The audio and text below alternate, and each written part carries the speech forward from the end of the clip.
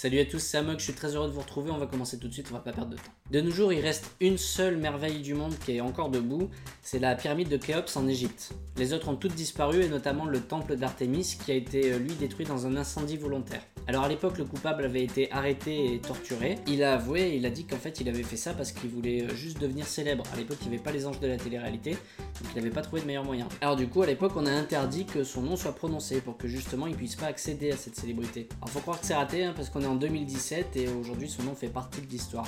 Il s'appelait Érostrate. Pendant la Seconde Guerre mondiale, les Alliés communiquaient beaucoup par radio et ils utilisaient évidemment des messages codés. Mais alors le problème avec les messages codés, c'est qu'il faut les décoder et ça demande du temps.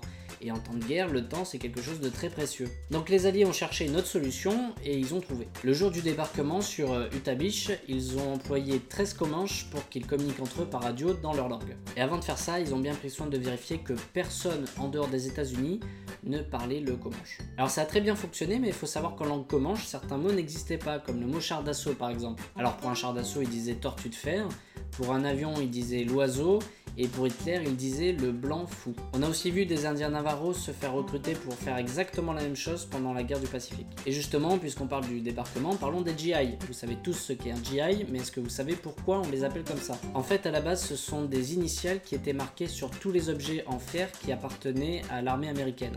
Ça veut dire Galvanized Iron, fer galvanisé. On entend très souvent dire que les initiales GI voudraient dire Government Issue, qui pourrait se traduire en français par propriété du gouvernement. Mais c'est juste complètement faux.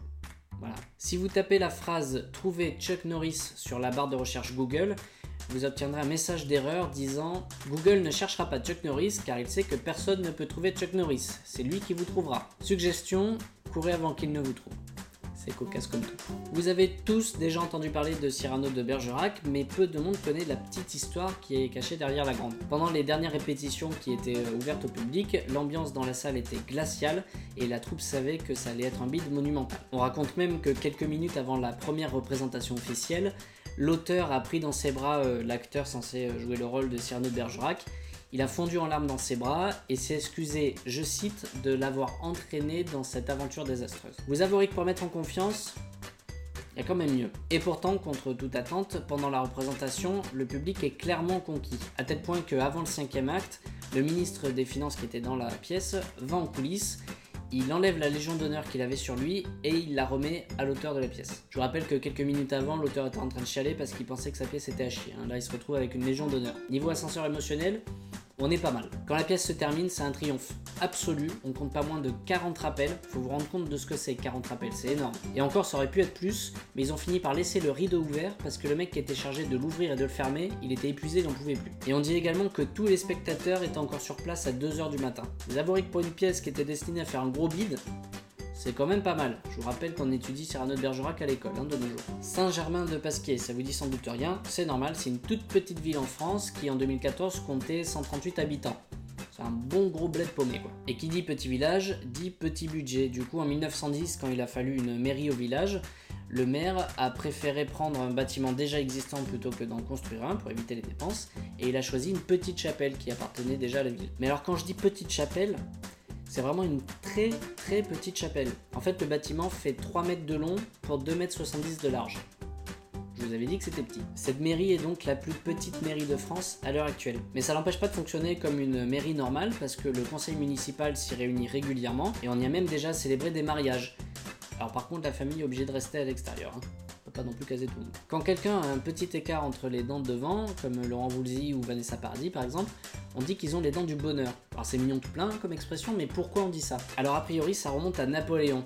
À l'époque, les soldats avaient besoin d'ouvrir leur poudrière avec les dents pour pouvoir recharger leur fusil. Et les hommes qui avaient ce petit écart entre les dents, ils pouvaient pas ouvrir leur poudrière correctement. Du coup, ils étaient automatiquement réformés, on les considérait comme inaptes au combat. Autrement dit, ils restaient bien au chaud à la maison pendant que les copains allaient se faire tuer au front. D'où l'expression les dents du bonheur. Laurent Voulzy par exemple, il se serait pas battu pour Napoléon. Il aurait pu faire des chansons. À Bali, il existe plusieurs castes, et dans la caste la plus répandue, il existe que 4 prénoms. En fait, on décide du prénom de l'enfant en fonction de son ordre d'arrivée dans la famille. Alors par exemple, le premier-né de la famille, que ce soit un garçon ou une fille, s'appellera Wayan. Par contre, je suis pas sûr de la prononciation. Alors dans certaines familles, on met un i devant le prénom pour les garçons, et on met ni, mi, devant le prénom pour les filles. Alors vous allez me dire 4 prénoms, ok c'est très sympa, mais comment on fait quand on a 5 enfants? Bah c'est très simple, au 5e enfant, on recommence la liste. Le 5e enfant porte le même prénom que le premier. Bon après évidemment il y a des petites subtilités, des petites variantes qui existent, notamment pour la naissance de jumeaux par exemple. Mais grosso modo, c'est comme ça que ça se passe. Et pour ceux qui veulent en savoir un petit peu plus, je vous invite à regarder la description de ma vidéo ou aller sur ma page Facebook. Je vous laisserai les sources avec plus de détails.